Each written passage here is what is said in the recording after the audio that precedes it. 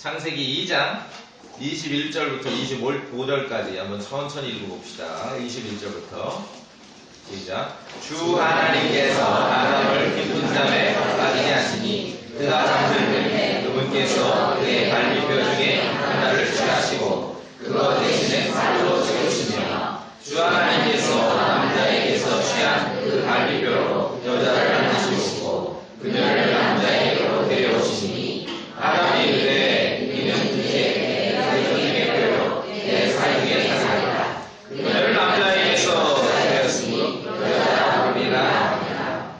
그러므로 남자가 자기 아버지와 어머니를 떠나 자기 아내와 하여 그들이 한 기숙사가 될지니라. 그 남자와 그 아내가 둘 다 벌거벗었으나 부끄러워하지 아니하더라. 네. 말씀 선포에 기도합니다. 걸어가신 아버지, 이 시간 제가 착하고 선한 마음으로 말씀을 선포하고 또 성도들도 준비된 마음으로 또 우리 모두가 주의 영으로 충만하여 진리에 화답할 수 있도록 인도해 주시옵소서. 주님, 또 악한 마귀가 우리를 방해하지 못하도록 늘 보호해 주시옵소서. 우리 주 예수 그리스도 이름으로 기도합니다. 아멘. 자, 창세기 2장인데요. 최초의 남자와 그 아내와의 만남은 에덴 동산에서 이루어졌습니다. 그렇죠? 누가 소개를 했습니까? 뭐 소개라고 표현하면 좀 그렇지만 우리 입장에서 누가 소개했습니까? 하나님, 주 하나님께서 말하자면 소개하셨습니다. 주님께서 에덴 동산에서 아담과 그 아내를 중매를 서신 것이죠. 그런데 본문을 우리가 보니까 21절, 22절을 보니 참 아담에게 그의 아내, 여자를 데려오고 소개하시기 위해서 하나님께서 애를 많이 쓰셨죠. 21절에 아담을 먼저는 깊은 잠에 빠지게 하시고 잠들 때까지 기다렸다가 갈비뼈 중에 하나를 취하시고 그것 대신 살을 채우시고, 참 예전에 얼마나 무식했냐면 저 어릴 때요, 실제로 교회에서 이구절 설교하면서 그래서 여자가 남자보다 갈비뼈 하나가 많다라고 이렇게 배웠어요. 전 커서도 그런 줄 알았어요. 근데 애를 많이 쓰셨죠. 얼마만큼 아담에게 그 아내를 소개하고 데려오시기 위해서 직접 친히 애를 쓰시는 걸 여러분 보이십니까? 우리 같았으면 그냥 했으면 끝났을 텐데, 근데 직접 수고하신 거예요. 하나님께서 직접 수고하셨고 또 갈비뼈를 하나 취하시고 나서 그 갈비뼈를 가지고 뭐라 해서 여자를 만드셨죠. 갈비뼈라는 것은 우리 가슴에 뭐 오른쪽 갈비뼈예요, 왼쪽 갈비뼈예요, 몰라요. 저도 성경에 없어요. 굳이 추정을 한다면 심장을 덮었겠지요. 그렇죠. 심장과 같은 그 여자와 아내는 남자의 심장과 같다. 심장을 덮었겠죠. 그 갈비뼈로 여자를 만드시고 또 친히 데려오신 거예요. 남자에게 이렇게 데려오셨습니다. 참 최초의 남자와 여자의 만남은 에덴 동산에서 이루어졌는데 하나님께서 그들을 만나게 하시기 위해서 수고를 많이 하셨습니다. 애를 많이 하셨습니다. 남자와 그 아내의 만남은 매우 고귀한 사건입니다. 매우 고귀한 사건입니다. 자, 오늘 이 말씀을 통해 특히 우리 24절을 통해서 제가 여러분들에게 좀 한 가지 질문하고 우리가 말씀을 통해 생각해 볼 수 있는 게, 이 가을이면 이제 11월 뭐 중순 들어가면은 좀 늦기는 했지만 봄철로 가을철로 여러분 아는 분들, 친구들, 뭐 동기간들, 조카들 결혼식 많이 있었죠? 예, 결혼식 많이 있었죠. 자, 그런데 우리 성경을 믿는 그리스도인은요, 적어도 예수 그리스도의 이름으로 모이는 성도들, 이 교회는요, 하나님께 속한 교회는 어떠한 삶의 주제고 어떠한 이슈들이든지 간에 세상에서 통용되는 것으로 똑같이 여기 밀고 들어와 그렇다라고 하는 거 아니에요. 우리는 여기서는 하나님의 공통규범, 이 말씀으로 우리의 공통된 믿음으로 우리가 모든 것들을 따지는 데가 교회입니다. 그렇죠? 그래서 오늘 그 흔한 그렇게 자주 들리는 이 결혼에 대한 성경의 정의, 주 하나님께서는 결혼을 무엇이라고 보는지에 대해서 우리가 좀 정리를 해보려 합니다. 여러분이 생각하는 결혼은 뭡니까? 결혼했어 안 했어? 그럼 우리가 되게 이제 결혼식을 염두에 둬요. 요새 결혼식은 한국에서는 결혼식장이 나죠. 저도 최근에 줄에 몇 번 서봤지만 가만히 보니까 결혼했던 경험도 없는 도우미들이 되게 근무를 하더라고요. 예. 결혼식장에서 뭐 이렇게 결혼식하고 아니면은 혼인신고, 결혼식만 한 것으로 끝나지 않습니다. 결혼식만 하고 살아도 뭐 사람들이 다 알지만도 법적으로는 우리가 법적으로는 완전히 또 이 부부로 보장받기는 어렵죠. 혼인신고를 해야 사실혼 관계가 있더라도 혼인신고를 해야 법적으로 이렇게 부부로서 또 인정을 받고 뭐 결혼식이 결혼일 수도 있고 혼인신고, 법적으로 혼인신고를 해서 호적에 올린 거로 결혼이라고 할 수도 있고 아니면 공동생활을 해요. 성인 남녀가 이렇게 한 집에 살아 동거하는 것으로서 이렇게 결혼이라고 말할 수도 있고 그러나 말씀드리지만 어떠한 주제건 어떠한 일이건 간에 우리는 각자 경험한 대로 각자 알고 있는 대로 그렇게 적용하고 이것이 기준이다라고 말하는 데는 교회는 아닙니다. 바깥에서는 그러지만 그런 세상의 어떤 기준을 가지고 우리가 따지는 데가 아니라 우리 공통의 믿음을 찾아보는 데가 교회입니다. 그래서 성경이 있는 것이에요. 성경이 있는 것입니다. 그래서 무조건 뭐 세상 규범을 무시하고 아무것도 아니다. 그 말이 아니라 하나님의 말씀의 기준과 원칙을 먼저 알아야 혹시 세상의 어떤 주제와 삶에 대해서 세상적 기준을 우리가 물러서는 순간이 있더라도 어디까지 우리가 지켜야 되는지 그 마지노선이 어딘지를 늘 고민하고 따져봐야 하는 것이 교회다. 성도들의 삶이다라고 말씀드리는 것입니다. 자, 그래서 오늘 본문을 다시 보면은 하나님께서 아담에게 여자를 데려오시기 위해서 참 수고를 많이 하셨습니다. 얼마나 애를 쓰셨습니까? 그냥 뭐 손짓 한 번이면 끝날 일인데 직접 친히 애를 쓰신 장면을 우리가 볼 수 있습니다.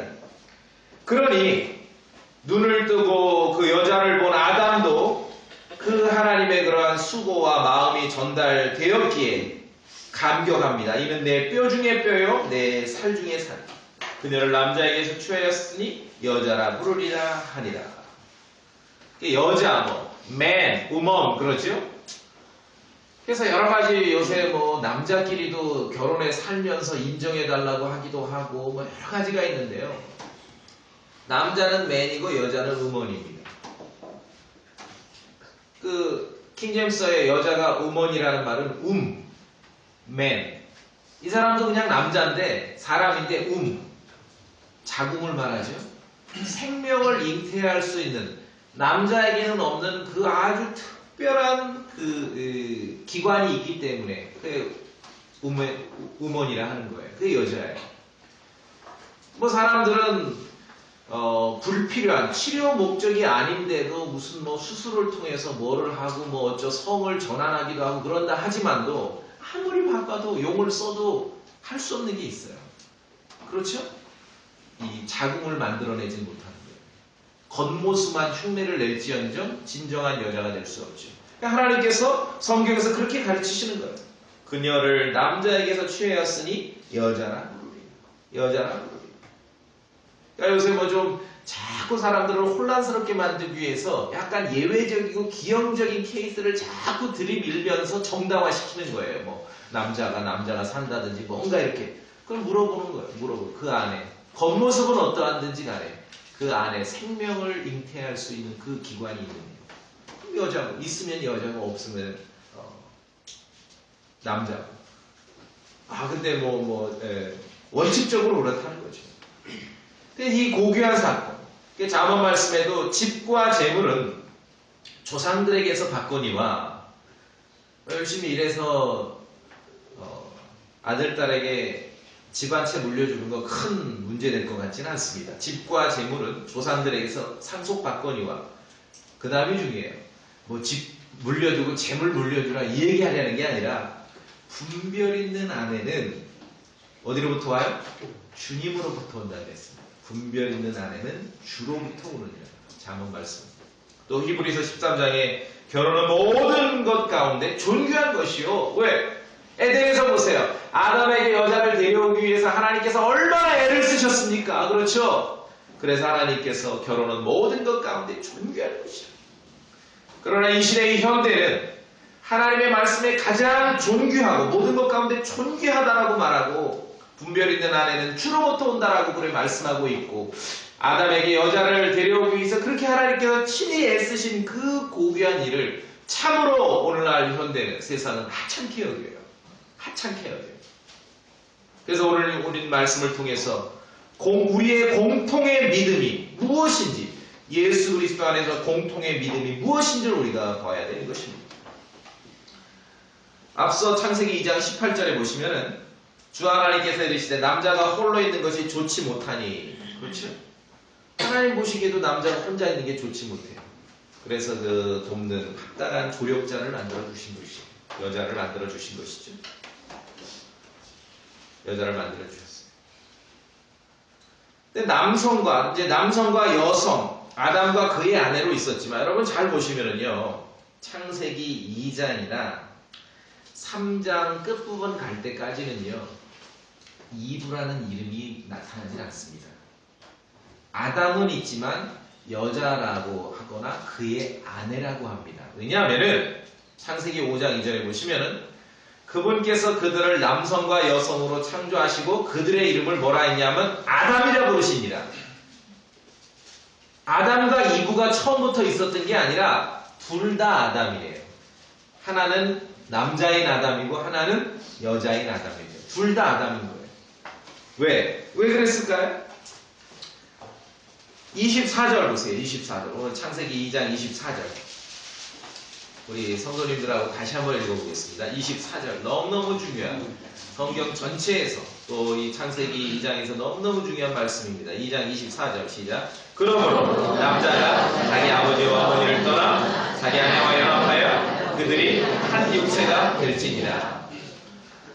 아까 말씀드린 세상의 규범으로서의 결혼, 혼인식장에서 혼인 의식이 그게 결혼이냐, 아니면 혼인 신고가 법적인 결혼이냐, 아니면 그냥 공동생활, 동거하는 것이 결혼이냐, 뭐 부모님이 인정하는 결혼이냐, 친구들이 알아주는 결혼이냐, 어떤 세상 규범으로서의 결혼과 법적인 결혼이 있습니다. 우리 그리스도인에게는 그것만 있는 게 아닙니다. 그것만 따지면 안 돼요. 우리에게는 우리의 신앙적인 성경에서 가르치는 규범으로서의 결혼이 있는 것이에요. 하나님 말씀 앞에서의 결혼이 있는 것이에요. 그렇죠? 하나님 말씀 앞에서의 결혼은 사람들이 생각하는 대로 결혼식도 아니고 혼인 신고도 아니고 2장 24절에 있는 대로 남자가 자기 아버지와 어머니를 떠나 벌써 이 대목에서 전통적이고 세속적인 결혼관과 다르죠? 우리는 결혼하면 남자가 떠나요? 여자가 떠나요? 여자가 떠나죠. 성경은 누가 떠나라고 돼 있어요? 남자가 떠나는 거예요. 그러니까 장가를 보낸다는 말이 맞죠. 남자가 자기 아버지와 어머니를 떠나. 그렇죠? 이게 첫 번째입니다. 남자가 부모를 떠나는 것이에요. 특히 한국의 가정생활, 결혼생활에 있어서 많은 문제가 남자가 결혼하고 아내를 얻었는데 부모를 떠나지 않아서 많은 문제가 발생하는 것이에요. 부모를 떠나지 않기 때문에. 남자가 자기 아버지와 어머니를 떠나 그 다음에 자기 아내와 연합하여 그들이 한 육체가 될지니라. 성경에서 말하고 있는 주 하나님께서 가르치시는 성도들에게 가르치시는 결혼은 무엇이냐? 그것은 남자가 자기 아내와 연합하여 한 육체, 한 몸이 되는 것이 성경에서 말하는 결혼입니다. 결혼식도 아니고요. 혼인 신고도 아니고요. 남자가 자기 아내와 연합하여 한 육체가 되는 것이 성경에서 말하는 결혼입니다. 성경에서 말합니다. 그러니까 전통적으로 사람들이 생각하고 각자 살아온 방식과 경험대로 가지고 있는 결혼과는 다르다는 거예요. 우리는 공통된 규범, 공통된 믿음을 받아들여야 됩니다. 성경에서 말씀하고 있는 것은. 먼저는 남자가 아버지와 어머니를 떠나서, 그렇죠? 이제 뭐 아들내미 컸으니까 이제 장가 가서 집을 좀 들여서 방 한 칸 내가지고 이제 며느리 들여서 같이 그런 말 하지 마시라고요. 하나님께서 그렇게 가르치지 않았어요. 남자가 자기 아버지와 어머니를 떠나서 자기 아내와 연합하여 그들이 한 육체가 되는 것이 에덴에서부터 하나님께서 아담에게 그 아내를 데리고 오면서부터 정해놓으신 결혼이라는 것입니다. 결혼. 이건 불변입니다. 신약 성경에도 계속 강조하고 있고 반복되고 있습니다. 오늘 이것을 꼭 기억하셔야 됩니다. 꼭 기억하셔야 됩니다. 그래서 주 하나님께서는 남자가 그의 아내와 동거하고 함께 살고 동침하고 하는 것을 결혼관계로 보시는 것이에요. 결혼관계로 보시는 거예요. 이게 매우 중요하죠. 세상에서는 결혼식은 했어. 그러나 하나님 앞에서 부부가 아닐 수도 있어요. 혼인 신고를 했어요. 그러나 하나님 앞에서는 부부가 아닐 수도 있어요. 거꾸로 혼인 신고는 안 했어. 그러나 하나님 보실 때는 얘네들은 부부야. 사람은 모를 수 있지만 증인들 앞에서 혼인 의식은 안 했어. 그러나 하나님 보실 땐 부부인 거예요. 하나님이 정의하시는 결혼은 무엇입니까? 남자가 자기 아내와 연합하여 한 육체가 되는 것입니다. 한 육체가. 이건 매우 중요한 성경적 사실입니다. 매우 중요해요. 그래서 25절이 추임새처럼 붙은 거예요. 25절. 그 남자와 그의 아내가 둘 다 벌거벗어서 어떻게 됐어요?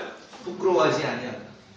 이 부끄러워하지 아니하다를 자꾸 3절로 3장의 문맥으로만 갖다 이해를 하는데 아니에요. 24절의 추임새로 붙은 거예요. 무슨 말씀인지 아시겠어요? 둘 다 벌거벗고 있으나 부끄러워하지 않을 상태가 결혼이라고 하나님께서는 정의 내리고 있는 거예요. 부끄러워야 될 상태인데 부끄럽지 않은 건 그건 죄 짓는 거죠. 무슨 말씀이 아시겠습니까? 이건 굉장히 중요한 엄중한 말씀인 거예요. 25절은 3장 문맥으로 자꾸 붙이지 마시고 24절에 남자가 자기 아버지와 어머니를 떠나 자기 아내와 연합하여 그들이 한 육체가 될지니라 하면서 추임새로 부가 설명으로 여기다가 우리에게 알려주시는 것이에요. 이 세상에서 유일하게 남자와 그의 아내가 벌거벗고 있어도 부끄러워하지 않을 상태. 이게 하나님께서 정의 내리시는 결혼이라는 거예요. 어린 자녀들에게 잘 가르쳐야 됩니다. 세상이 뭐라고 말하고 TV에서 뭐라고 말하든지 간에 성경의 기준을 잘 가르쳐야 됩니다. 연애를 하고 손을 잡아도 좋아. 뭘 해도 좋아. 그러나 하나님의 말씀에서 하나님 보실 때 이것이 결혼이다. 뭐 혼인신고 안 했다고 난 결혼 안 했어? 천만의 말씀. 결혼식, 나는 결혼 의식을 안 했기 때문에 결혼 안 해서 천만의 말씀. 성도는 그리스도인을 먼저 하나님 앞에서 하나님 보실 때 결혼을 했는지 안 했는지 나에게 아내가 있는지 없는지를 그것을 우리가 생각할 수 있어야 되는 것이에요. 이게 중요한 것이죠. 너무나 엄중한 말씀이 이게 신약에도 여러 번 반복됩니다. 마가복음 10장을 봅니다. 마가복음 10장.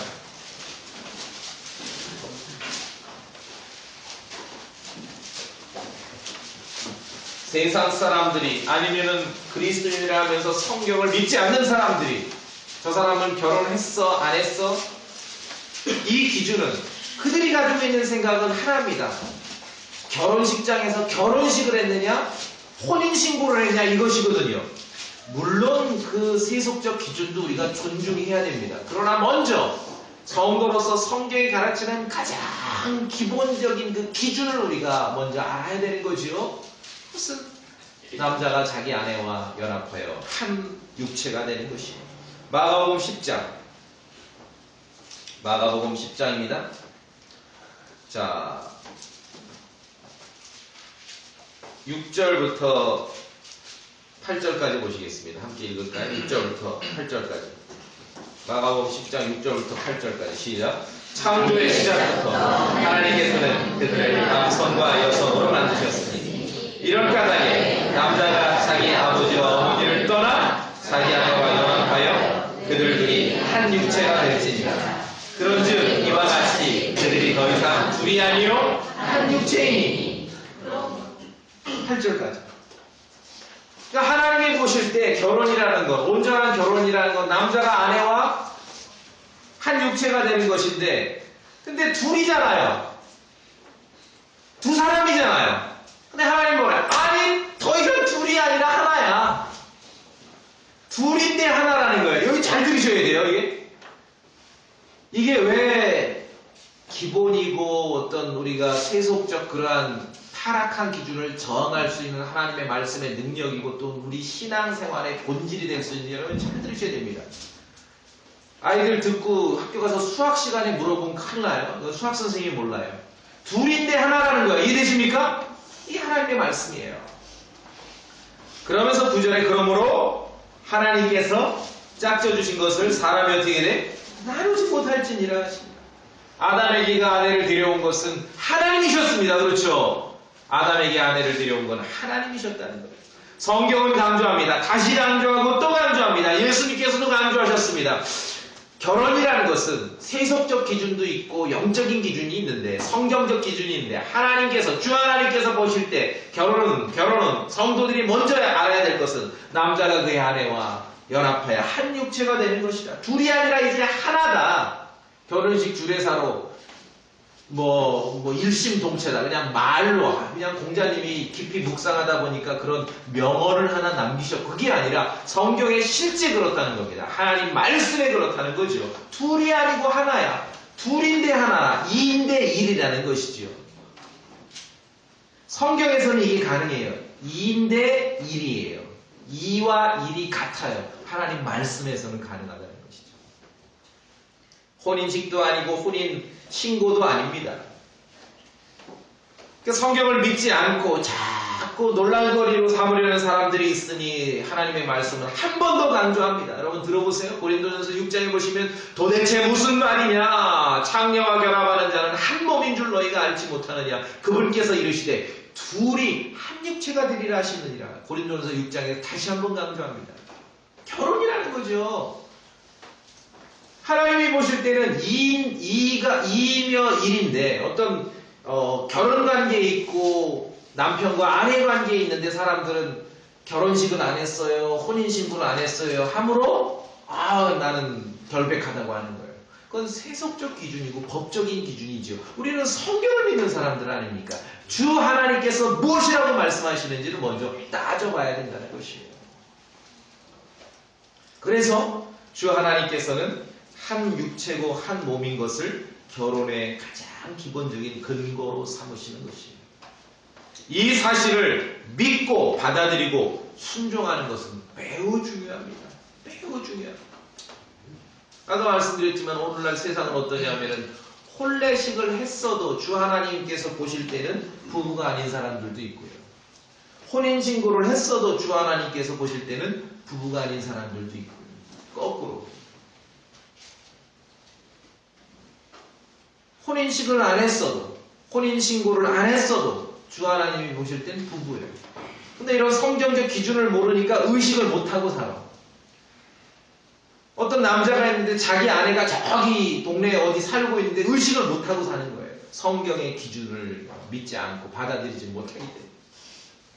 자, 그래서 다시 봅니다. 잘 들으세요. 그들 둘이 한 육체가 될지니라. 그 다음에 중요합니다. 더 이상 둘이 아니요. 이입니다. 둘이라는 건. 이가 아니요. 한 육체입니다. 그러니까 두 개인데 하나라는 것이에요. 자, 이 대목이 왜 중요하냐면요. 이걸 우리가 믿고 받아들이고 이해하는 게 신앙의 본질입니다. 왜 그러냐? 보세요. 둘은 둘인데 결혼에 있어서 남성과 아내가 있어. 남성과 여성이 있어. 둘은 둘인데 성경을 보니 둘이 아니라 하나라죠. 2인데 1이라죠. 그렇죠? one flesh 하는 거. one body. 하나. one 했을 때 이 하나는요.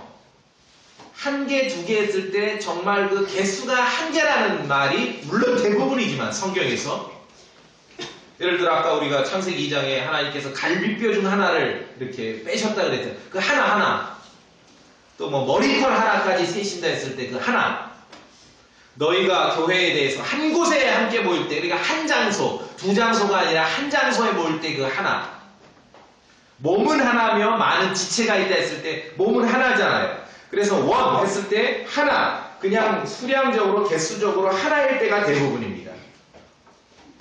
그런데 성경에서는, 우리 킹제임스 성경에서는 그 수준만 말씀하고 있는 게 아니에요. 우리가 볼 때는 두 개인데, 우리가 볼 때는 둘인데 하나님께서는 하나라고 말씀하셔요. 우리가 볼 때는 분명히 두 개인 것 같은데 두 개인데 하나라고 말씀하시는 거예요. 그래서 개수가 하나라는 의미보다는 먼저는 뭔가 아까 창세기 2장의 24절에 보았듯이 연합하고 결합하고, 그렇죠? 뭔가 이렇게 하나로 일치하고 융화되고, 그러한 의미로 하나를 말씀하실 때가 성경에 자주 나온다는 겁니다. 우리가 볼 땐 둘인데 하나라고 말씀하실 때가 있는데 이것을 잘 기억하셔야 됩니다. 남성과 여성이 아까 아담으로 불렸다 그랬지 않습니까? 남성이 있고 여성이 있는데 타락해서 아담이 아내 이름을 이브라고 짓기 전에는요, 둘 다 아담이었어요. 둘인데 하나예요. 이게 성경에서만 가능한 거죠. 그리스도 안에서 우리가 이 진리를 믿어야 되는 거예요. 보세요. 창세기 2장으로 같이 갑시다.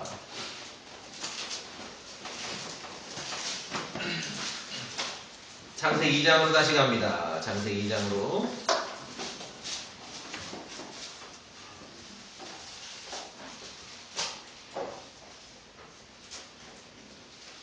자, 2장으로 오셨습니까? 예.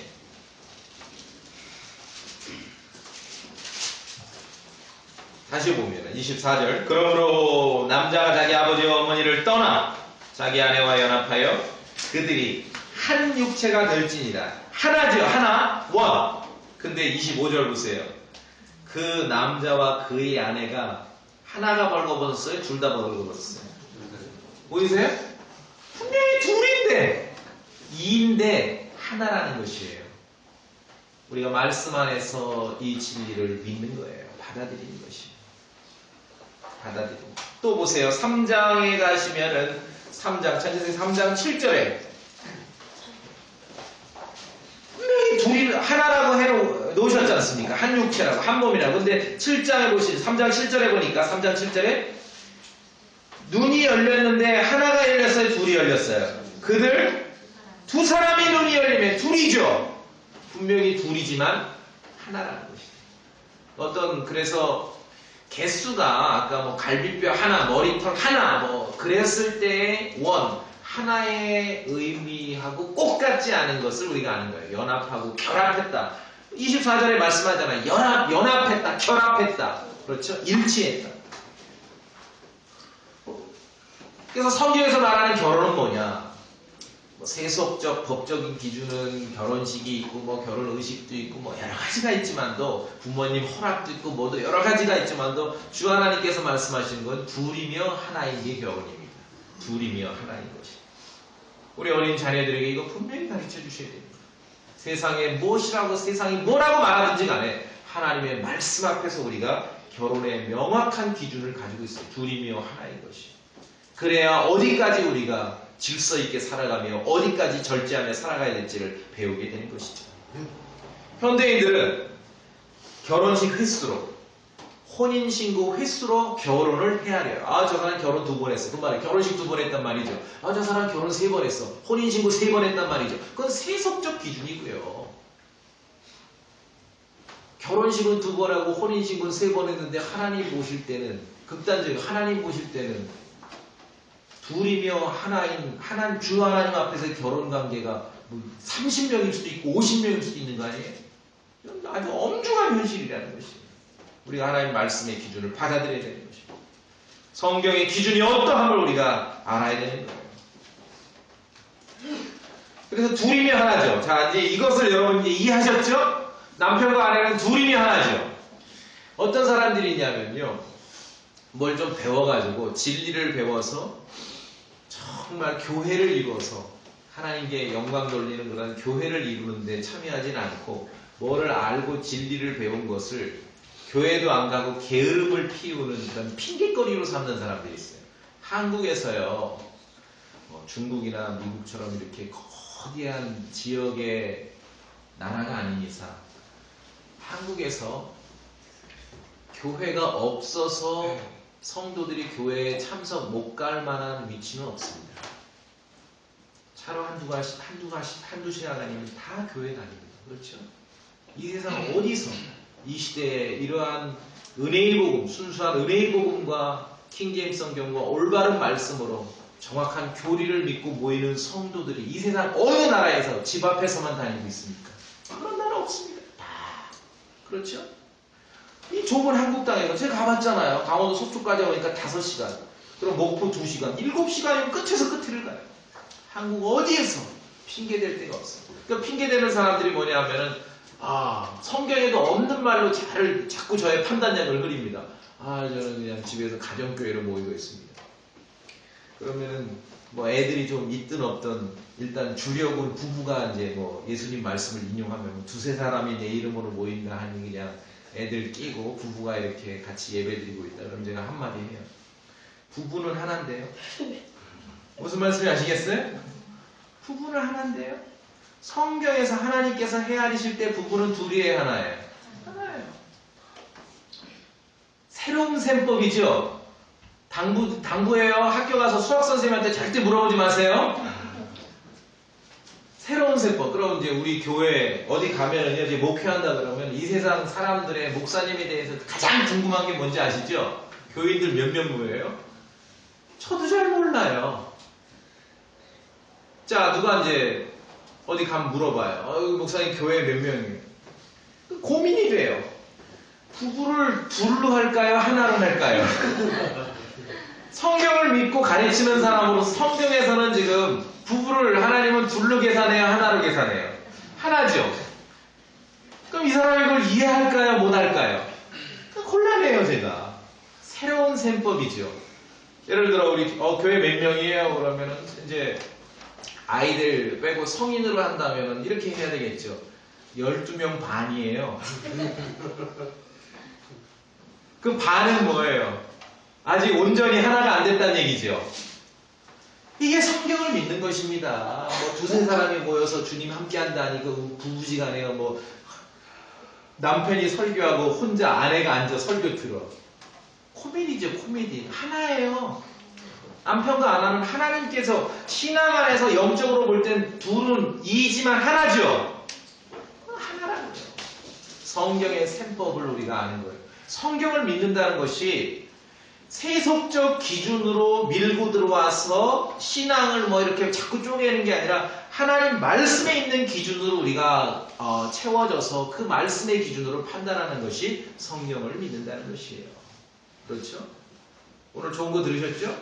뭐 두 사람이 내 힘으로 모인가 함께 있다 그래요. 가정에서 이렇게 그러면 한 말씀 하세요. 하나님, 주 하나님 보실 때 부부는 하나라고. 혼자 하네? 너는?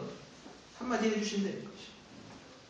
자, 이러한 원칙. 창세기에서 에덴에 있었던 이 원칙이 왜 중요하냐면 보세요. 2인 대 1인 거 들으셨죠? 교회의 서신. 예수님께서도 말씀하셨지만도 교회의 서신에서도 다시 한번 강조하고 있습니다. 에베소서 5장 보겠습니다. 신약으로 에베소서 5장. 에베소서 5장으로 갑니다. 에베소서 5장.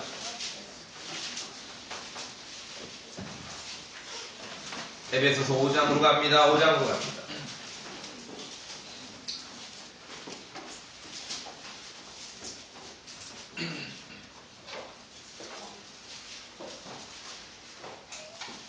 제가 28절, 29절, 30절을 읽겠습니다. 그러면 여러분이 31절을 읽으시면 됩니다. 제가 28절부터 30절 읽습니다. 이와 같이 남자들도 마땅히 자기 아내를 자기 몸같이 사랑할지니 자기 아내를 사랑하는 자는 자기를 사랑하느니라. 지금까지 아무도 자기 육체를 미워한 적이 없고 오히려 그것을 양육하고 소중히 여기기를 주께서 교회에게 하신 것 같이 하나니 우리는 그분의 몸과 그분의 살과 그분의 뼈들에 속한 지체들이니라. 31절 읽으세요. 시작.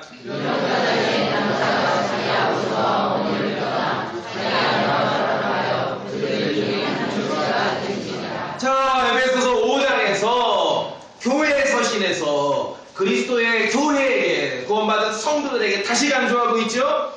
이런 까닭에 남자가 누구를 떠납니까? 자기 아버지와 어머니를 떠나 자기 아내와 결합하는 것이 결혼입니다. 그래서 그 둘인데 어떻게 되는 거예요? 한 육체가 된다. 2인데 1이 되는 게 이게 결혼이에요. 하나님 말씀 앞에서 2인데 1이 되는 게 결혼입니다. 결혼이에요. 결혼식이 아니라 신고가 아니라. 자, 그런데 보세요. 32절을 한 번 더 읽어주시기 바랍니다. 32절 여러분이 한번 읽어주세요. 소리는 읽어주세요. 32절 시작. 이것은 큰 신비야. 그러나 내가 그리스도와 교회에 대하여 말하노라. 무슨 말씀이에요? 지금 에베소서 5장을 얘기하면서 남편과 아내를 얘기했다가 그리스도와 교회를 얘기해요. 왔다 갔다 합니다. 31절은 분명히 우리가 좀 전에 본문 창세기 2장 24절에서 봤던 말씀인데 그래서 야 이건 뭐 결혼에 대해서 말씀하시는가 생각했는데 32절에 보니까 뭐라 그래요? 내가 그리스도와 교회에 대해 말하노라 하면서 큰 신비다. Great mystery. 큰 신비라고 말씀하고 있죠. 잘 들으십시오. 에베소서 5장은 아내와 남편에 대한 얘기와 교회와 그리스도에 대한 얘기, 그 관계를 왔다 갔다 하면서 기록하고 있는 것이에요. 왜 그랬을까요? 그게 한 가지이기 때문에. 한 가지. 새로운 얘기 아니죠? 두 개인데 하나라 그랬지 않습니까? 그게 한 가지이기 때문에 그런 것이에요.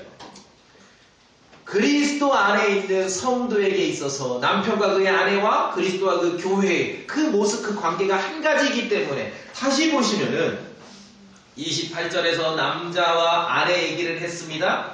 29절에서 연이어서도 남자가 아내를 사랑해야 하고 애껴야 된다고 얘기하면서 29절 말미에 주께서 교회에게 하신 것까지 하면서 갑자기 또 우리는 그분의 몸과 그분의 살과 그분의 뼈에 속한 지체라고 하면서 또 31절에서는 또 남편과 아내가 결합해서 한 육체가 된다고 하면서 32절 결론은 사실은 내가 그리스도와 교회 얘기를 한 거거든. 그렇죠?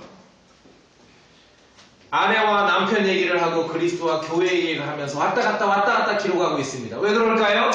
이 두 개가 하나이기 때문에. 그렇습니다. 즉 성경에서 말하는 것은 성경에서 에덴에서부터 창조 때부터 창세기부터 주 하나님이 보실 때 결혼이라는 것이 남자와 그의 아내가 연합하고 결합하여 하나가 되고 한 육체가 된다는 것, 그 결혼에 대한 성경적 정의를 이해하는 것, 그것을 믿고 받아들이는 게 왜 중요하냐면은 이제 교회에 서신 신약으로 오니 그 얘기가 뭐였어요? 사실은 예수 그리스도와 교회의 관계라는 것이죠. 교회의 관계라는 것이. 그래서요. 성경에서 가르치는 그 진리, 결혼에 대한 둘인데 하나라는 그 성경에 가르치는 그 진리를 믿고 존중함이 왜 필요하냐면은 구원받은 성도에게 있어서 이 땅에 있어서 가장 중요한 지금 그리스도께서 얼마나 애쓰셨습니까? 교회를 위해 애쓰셨습니까? 교회를 위해 자신의 목숨을 내주셨다고 말씀하셨죠. 이 땅에서 가장 중요한 이 교회, 그리스도와 교회의 그 진리, 그 관계를 그래야 이해하고 믿고 우리가 받아들일 수 있게 되는 것이에요. 그래서 결혼하지 않은 설교자도 복음을 전하고 어떤 교회에서 설교의 기회를 갖겠지만도 그렇죠? 그러나 디모데전서 3장의 그 감독의 조건에 나와 있듯이 하나님 앞에서 결혼에 임해보지 못한 설교자는요, 교회와 그리스도의 관계에 대한 진리를 설명하고 증언하고 선포하는 그 폭과 깊이가 모르겠죠? 별 볼 일 없겠죠? 자기가 경험한 적이 없어. 그냥 글로만 배워서 얘기하는 거예요. 이게 다른 거예요. 그래서 성경에서 말하는 주 하나님께서 말씀하시는 이 결혼이라는 그 전제, 그 조건을 우리가 믿고 받아들이는 게 중요한 이유가 이게 신약에 오면은 이 그리스도와 교회의 관계를 우리가 여기서 배우게 된다는 것입니다. 교회와 그리스도예요. 그러니까 결혼에 대한 성경적 기준을 믿지도 않고 존중하지 않는 사람은 세상 사람들은 말할 것도 없고 그렇게 살아가지만 교회와 그리스도를 모르잖아요. 교회를 모르잖아요. 그러니 구원받은 성도라면서도 하나님의 그 엄중한 말씀, 창세기 2장부터 반복해서 말씀하고 예수님께서도 말씀하신 그 엄중한 말씀을 하나님의 진리로 받아들이고 믿지 않으면은요, 구원을 받았는지 모르지만 신앙에서 가장 핵심적인, 구원받은 사람으로 이 땅을 살아가면서 가장 그 신앙의 핵심 가운데에 놓일 만한 그 주제에 대해서, 그 진리에 대해서 제대로 알지 못하는 거예요. 그렇죠? 제대로 알지 못해요. 이게 중요해요. 이게 중요한 것이에요. 이것은 큰 신빈이라 그러나 내가 그리스도와 교회에 대해서 말하노라. 그럼 이제 여러분이 한번 어디가 답변할 수 있겠죠. 당신 교회 소망침례교회 다닌다면 그 성도들 몇 명이나 모여? 우리는 22명하고 반 명이 모여. 성경을 믿는 사람들은 아는 것이 신비라 이것이. 결혼은 둘인데 하나입니다. 가짜로 원이 아니라 하나님 앞에서 진짜로 원이에요. 진짜로 하나가 되는 것이에요. 자, 둘이지만 하나 보셨죠? 이 신비인 거예요. 그리스도와 교회라는 것이죠. 그리스도와 교회의 그 위대한 큰 신비를 이해하는 그 지식의 기초는 결혼에서 오는 것이에요. 남자가 그의 아내와 연합하여 하나가 되는 데서 그 지식을, 진리를 이해할 수 있는 이해력의 기초가 오는 것입니다. 2인대 1인 거 보셨죠? 학교에서는 물어보면 안 된다 그랬어요. 자, 이걸 여러분이 이해하셨으면 이제 에베소서 2장으로 갑니다. 에베소서 2장 15절에 원수되게 하는 것 즉 구례들의 소록된 명령들의 율법을 자기 육체로 없애셨으니 이것은 이 둘을 자기 안에서 몇 개로 만들어요? 하나의 세 사람으로 예수 그리스도 안에서 둘이 하나가 되는 것이. 또 16절에 또 십자가로 그 원수되게 하는 것을 죽이사 친히 십자가로 또 이 둘을 어떻게 돼? 한 몸으로 둘이 하나 되는 것. 이게 교회죠. 근데 처음부터 그냥 직접적으로 이 얘기를 하면 못 알아들어요. 그러니 우리는 알지요. 결혼을 통해서 남자가 아내와 둘인데 하나가 되는 걸 배웠기 때문에 이해할 수 있는 거지요. 이게 교회예요. 가장 핵심적인 진리라는 것이죠. 오늘날 세상 사람들은 아니면 이 킹제임스 성경을 믿지 않는 개혁 성경으로 신앙생활하는 사람들은 이 한 육체, 하나라는 단어를 오해하고 있는 거예요. 마가복음 12절에 보면 잘 들어보세요. 예수님께서 그에게 대답하시되 모든 명령 중에 첫째 명령은 오 이스라엘아 들으라. 주 우리 하나님은 한 주시니 one Lord이에요. one Lord. 주님이 한 분이시다가 아니에요. one Lord. 하나이신 주님이다. 하나이신 주님. 이걸 만약에 주님은 Lord, 주님은 한 분이다 해버리면은 이거는 가짜가 돼버립니다. 왜? 자, 제가 말씀드릴게요. 주님이 한 분인지 세 분인지 한번 들어보세요. 먼저 Lord, 주님, 주 예수 그리스도가 계시죠? 또 사도행전 2장 34절에 보면은 주께서 내 주께 말씀하시기를 같은 구절에 주님이 두 번 나와요. 그럼 주님이 한 분이에요, 두 분이에요? 두 분이죠? 주 하나님 아버지가 계시죠? 또 고린도후서 3장 17절에 보면 이제 주께서는 그 영이시니 스피릿, 성령님도 주님이셔요. 주 예수님이 계시죠? 주 하나님이 계시죠? 성령님도 주님이시죠? Lord, 주님이 한 분이에요, 세 분이에요? 세 분이죠. 주님이 세 분이 아니라 하나의 주님이시죠. 세 분인데 왜 하나예요? 창세기 2장 24절 이해하셨죠? 남자가 아내와 결합해서 하나가 된다 그랬잖아요. 주님은 세 분이에요. 그러나 한 주님이에요. one Lord입니다. 에베소 4장 5절에 한 주님, one Lord인데 이게 잘못된 성경은 주도 한 분이시니 이렇게 돼 있어요. 아니 성경에 보면 주 예수 그리스도가 있고 주 하나님이 있고 성령님도 주님인데 주도 한 분이시고 그러면 성경 자체가 안 맞아 돌아가죠. 안 맞아 돌아가죠. 또 개혁 성경은 하나님은 한 분이시니 한국에서 여호와 증인이 2단이죠. 삼위일체를 부인하고 이렇게 삼위일체 예수님도 하나님이심을 부인하고 성령님도 하나님이심을 부인한다고 하는데 정말 죄송합니다. 성경은요. 개혁 성경이 왜 안 되냐? 성경은 하나님은 한 분이시라요. 아니 하나님이 왜 한 분입니까? 아버지 하나님이 계시고 아들 하나님이 계시고 성령 하나님이 계시고 세 분이에요, 한 분이에요? 세 분인데 한 하나님이에요. one God이죠. 야고보서 2장 19절에 내가 한 하나님이 계시는 줄 믿으니 잘하는도다. 마귀들도 믿고 떠느니라. 하나님이 한 분 계신다는 게 아니라 한 하나님, one God이에요. 그런데 개혁성경은 내가 하나님 한 분이심을 믿는다 그래. 한 분이신 줄 믿느냐? 이게 여호와증인 교리예요. 여호와증인이 삼위일체를 안 믿는다고 해서 이단이라고 했으면서도 그 성경에서는 여호와증인 교리를 가르치는 거예요. 아버지 하나님, 아들 하나님, 성령 하나님. 몇 분이세요? 세 분이지요. 세 분이 one God, 한 하나님이신 거죠. 삼위일입니다. 어렵지 않아요. 처음부터 하나님께서 우리에게 야, 삼위 하나야 하면은 이해 못하니까 알 수 있도록 피부에 느끼도록 2가 1인 것부터 가르쳐 주신 거 아닙니까? 결혼을 통해서. 무슨 말씀이 아시겠어요? 그래서 그 창세기 2장 24절에 남자가 아내와 연합하고 결합해서 한 육체가 된다는 이것은요, 그렇게 뭐 그냥 그런 의견도 있다 이게 아니라 신약의 진수, 진리의 진수를 이해할 수 있는 어떤 우리의 지성의 가장 밑거름이 되는 것이에요. 여러분이 결혼에 대한 주 하나님의 그 정의를 받아들이고 이해하는 것이 그래서 중요한 것입니다. 그래서 중요해요. 예수님께서 유대인들 앞에서 나와 내 아버지는 하나다. 이래버리니까 유대인들을 당시에 아주 부패한 종교인이었던 유대인들이 어떻게 반응했는지 아세요? 돌을 집어들고 죽이려고 했어요. 예수님을. 왜? 신성 모독으로 느낀 거예요. 여호와쟁이처럼 믿고 있던 당시 유대인들은 나와 아버지가 하나다 해버리니까 신성 모독으로 느낀 거예요. 결혼도 안 했고 얼굴도 예쁘고 그런 유명한 어떤 여성 연예인이 있어요.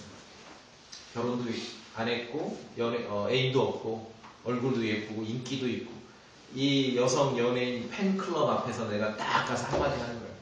뭐 이 이름이 뭐뭐씨인데 나와 이 뭐뭐씨는 하나입니다 하면은 돌 맞겠죠 그 자리에서. 무슨 말씀이 하시겠어요? 이 얘기입니다. 이 얘기예요. 남자와 그의 아내가 하나라는 한 육체라는 사실을 믿어야만 2가 1이라는 성경에서의 하나님 안에서의 셈법을 우리가 이해해야만 3도 1이 된다는 또 다른 셈법을 알 수 있게 되는 것입니다. 이게 중요한 거예요. 그래서 막 천상의 얘기를 처음부터 하면 못 알아들으니 정말 얼마나 하나님께서 애를 많이 쓰셨습니까? 막 직접 작업을 하셔서 여자를 만들어 데려오고 하시면서 야 근데 둘인데 하나거든? 막 피부에 느끼는 일 아니에요. 2인데 1인 것이. 2가 1인 것을 안 믿는 사람이 3인데 1인 걸 믿겠습니까? 왜 성경 주 하나님 앞에서의 결혼에 대한 정의가 이것이 중요한지 아시겠죠? 실질적으로도 중요하지만 영적인 생활, 믿음 생활, 신앙 생활하는데 너무너무 중요한 것이에요. 2가 1인 걸 알 때 3이 1이 되는 것도 우리가 믿게 되는 거예요. 보고 갑시다. 요한일서 5장 7절. 새롭게 느껴지실 것입니다. 이거.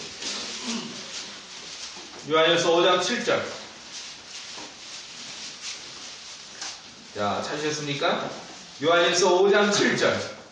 킹제임스 성경에만 보존되어 있는 아주 고귀한 구절입니다. 요한일서 5장 7절. 다 같이 읽겠습니다. 시작. 하늘에 주권하는 세 분이 계시니 곧 아버지와 말씀과 성령이 계시다. 또 이 세 분은 하나이시니라. 세 분이 하나예요. 3이 1이에요. 이해되시죠? 나오죠? 한 분이에요? 세 분이에요? 세 분이죠? 아버지 계시고 말씀 계시고 성령님 계시는데 One Lord, One God이에요. 하나이신 주님이고 하나이신 하나님이라는 거예요. 하나님이 한 분이 아니라 하나님은 세 분이죠. 아버지 하나님이 계시고 아들 하나님이 계시고 성령 하나님이 계시고 요한일서 5장 7절에 세 분은 하나이시니라. 예수님께서 나와 내 아버지는 하나다 하라니까 여호와쟁이처럼 믿던 유대인들이 돌로 죽이려고 했는데 마찬가지입니다. 남자가 그 아내와 연합해서 한 육체가 된다는 말씀조차 믿지 않는 사람들이 이 말씀을 믿을 수 있었겠냐고요. 2가 1이라는 말씀도 믿지 않는 사람들이 하나 더 커졌어. 3이 1이라는 말씀을 믿을 수 있었겠냐고요. 그럼 어떻게 했어요? 치워버린 거예요. 그러면서 하나님은 한 분이다라고 온 천지를 오염시켜버린 거예요. 온 천지를. 남자가 자기 아내와 연합하여 그들이 한 육체가 될지니라. 고귀한 말씀입니다. 결혼에 대한 말씀일 뿐만 아니라 우리의 신약의 영적인 진리를 이해할 수 있는 가장 영적인 어떤 지성의 눈을 열어주는 그런 기반이 되는 말씀입니다. 진리의 기초입니다. 주 하나님 보실 때 결혼했는데도 안 한 척하거나 홀례식 안 했다고 결혼 안 한 척, 하나님 보실 때 혼인신고 안 했다고 안 한 척, 공동생활 동거하지 않는다고 결혼 안 한 척, 이런 것들은 세속적 기준이지 성경의 기준은 아니라는 것입니다. 우리는 세속적 규범도 이해를 해야 되지만 하나님 말씀의 성경의 기준은 더 잘 이해해야 되는 것입니다. 그래야 그리스도인이죠. 둘이 하나님을 믿으십니까? 그럼 이제 셋이 하나인 것도 믿으시죠? 그래서 큰 신비라는 것입니다. 얼마나 놀랍습니까? 1도 1이고 2도 1이고 3도 1이고 처음부터 창세기부터 3이 1이라고 했으면 알아들었겠어요 우리가? 그러니 창세기에서는 하나씩 나오는 게 2가 1이야. 그것도 책 글로만 가르치시면 못 알아들을 거니까 남자가 아내와 연합하여 둘이 하나가 돼. 이해되시죠? 하나님께서 얼마나 자상하게 우리를 이끌어 주십니까? 에덴에서 시작된 그 진리는 지금도 진리입니다. 거기에 위대한 신비가 담겨져 있는 것이에요. 둘이 하나고 셋이 하나라는 이 위대한 진리 가운데 여러분이 머무시고 또 세상 사람들이 무엇이라고 말하든지 간에 주 하나님께서 규정해 놓으신 결혼에 대한 정의를 여러분이 믿음으로 받아들이시기 바랍니다. 다 같이 기도하겠습니다.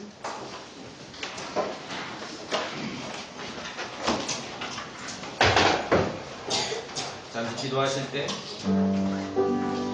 여러분 지금 이 순간 하나님의 말씀을 믿고 하나님 말씀 앞에서 그 기준에 따라 이 순간부터 시작하시면 됩니다. 그 진리 안에서 새로운